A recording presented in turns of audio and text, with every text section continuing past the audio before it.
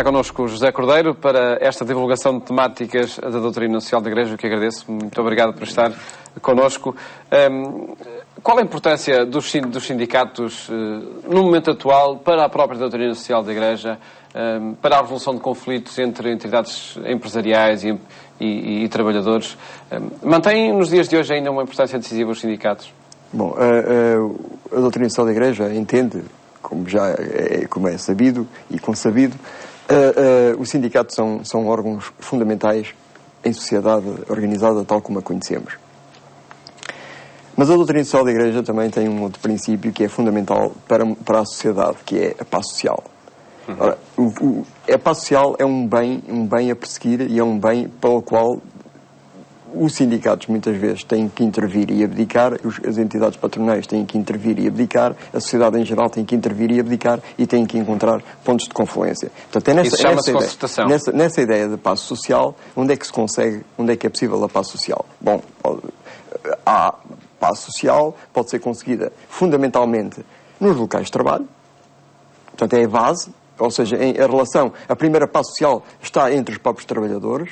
Portanto, o diálogo tem que estabelecer nos locais de trabalho, nas empresas, entre os próprios trabalhadores, terem consciência da sua função solidária também para com os seus colegas e também para com colegas que possam estar a passar dificuldades. O princípio da subsidiariedade da doutrina social da Igreja é exatamente isso. Eu primeiro tenho que acudir e devo acudir a quem está ao meu lado. Caso eu não seja capaz, eu devo ir para instâncias superiores nessa ajuda. Mas a minha responsabilidade é no local de trabalho. Portanto, e aí começa o diálogo.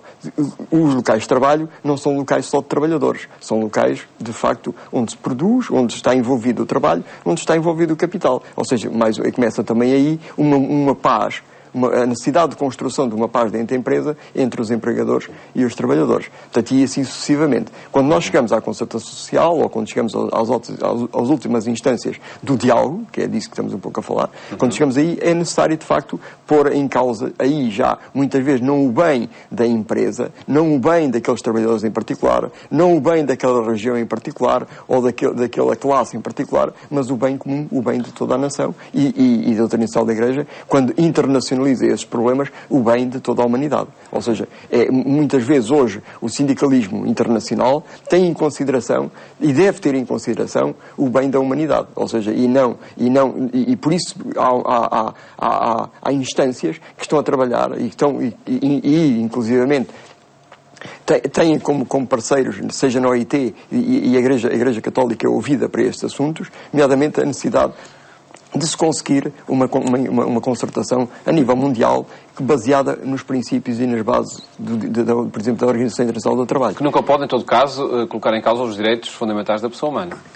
Essa é basilar. Aliás, se formos por aí, é também sempre que se põe em causa os direitos fundamentais da pessoa humana que existe também pela doutrina social o direito de rebelião, o direito de revolta e o direito, inclusivamente, de poder abdicar e muitas vezes pôr em causa os governantes e essa situação, tendo sempre em consideração de que aquilo que se vai fazer não vai ficar pior do que o que estava. Exatamente.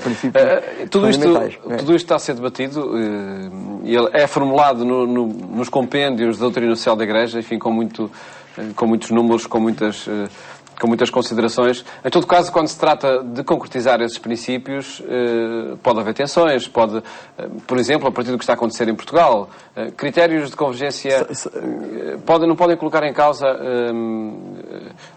todos esses princípios, toda essa paz social, à custa, por exemplo, de cumprir normas que não são impostas por entidades criadoras. Isso pode acontecer. É uma pergunta. Sim. A primeira coisa que nós temos que pôr de cima da mesa é da legitimidade e da bondade das medidas. Se ficar provado que elas são para o interesse do bem comum, nós temos que, de facto, ver... Mas normalmente aí sindicatos e entidades patronais ou o governo não se entendem. Não se entendem e por isso mesmo é que é a necessidade de estabelecer e fortalecer o diálogo. Porque quando são dados 2 ou 3 princípios, todos nós sabemos que vem outra questão, que é a questão da interpretação. Cada um interpreta segundo os seus preconceitos e só ultrapassa os seus preconceitos quando dialogar com o outro. Que é o princípio de se alguém discorda de mim, há alguma razão lhe assiste. Não é? Portanto, e aí a necessidade fundamental da procura de diálogo. Por isso é que é importante, numa sociedade organizada como a nossa, um diálogo constante, a começar nas bases até mesmo ao diálogo político entre os partidos, seja partidos de oposição, seja os partidos...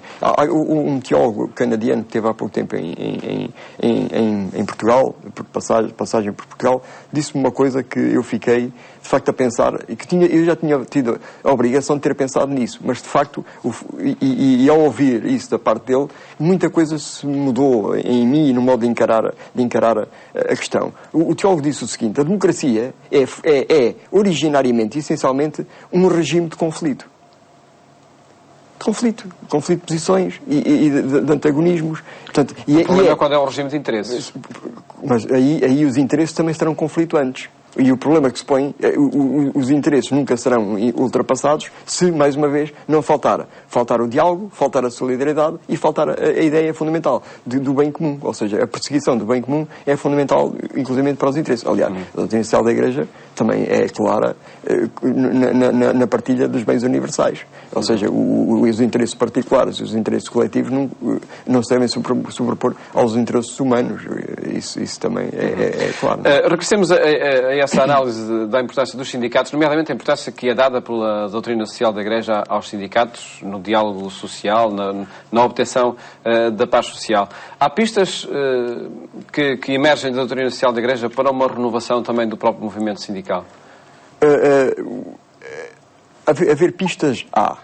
Essas pistas, inclusivamente, o movimento sindical já lhe tem vindo a tentar dar resposta, seja com a criação de uma confederação internacional de sindicatos, onde estão sindicatos católicos e cristãos, onde conseguiram juntar-se e fazer uma mega confederação, que se chama a Confederação Sindical Internacional, a CSI.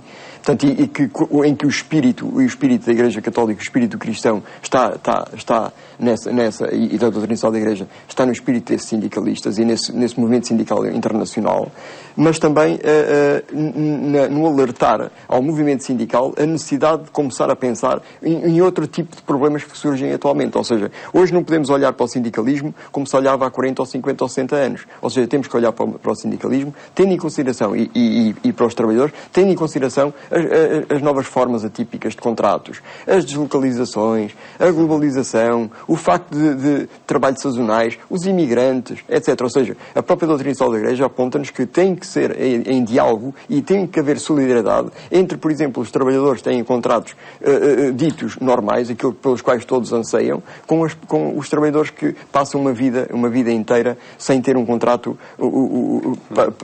que possa constituir família. É outro dos problemas fundamentais que alerta para o movimento sindical, é que tem em consideração, quando se vai negociar, quando se vai ter em consideração, ter-se em consideração que o trabalhador quer constituir família e deve ter família e deve ter um local e alguma segurança no emprego.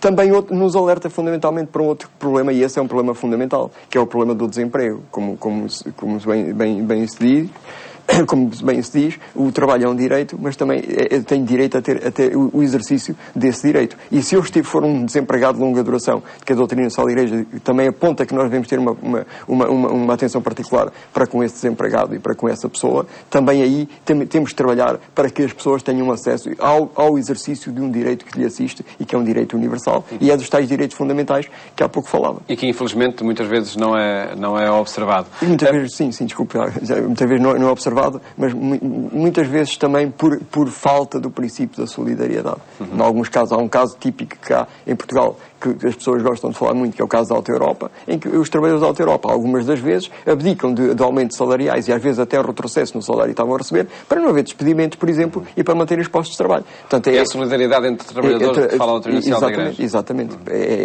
O sindicalismo alemão é profícuo nessas matérias. Uma última questão sobre a importância dos sindicatos e a forma como se devem renovar, referindo nomeadamente a renovação das lideranças dos sindicatos em Portugal. Acha que essa renovação está a acontecer como deveria, ou para uma resposta mais eficaz deveria acontecer de forma acelerada? Eu tenho refletido um pouco sobre isso. Eu sempre que falo em democracia, custa muito falar em lideranças. Porque, de facto, as lideranças vão ser, e nós temos essa obrigação, quem vai liderar não vai liderar, vai servir. Quando nós devemos falar em líderes, temos aqueles que servem e não aqueles que se servem. Portanto, e nessa perspectiva, a renovação poderá ser... Se calhar a renovação é muito mais de base, será muito mais de mentalidade mais cultural. do que de pessoas, porque quando a pessoa já não serve, e essa é a ideia, já não serve os outros, não pode ser um bom líder. É? José Cordeiro, agradeço ter estado a analisar connosco esta temática dos sindicatos a partir da doutrina social da Igreja. Muito uma rubrica... deveria a dizer. Muito obrigado, de facto, por ter estado connosco. É uma rubrica que nós mantemos aqui neste programa da Igreja Católica em cada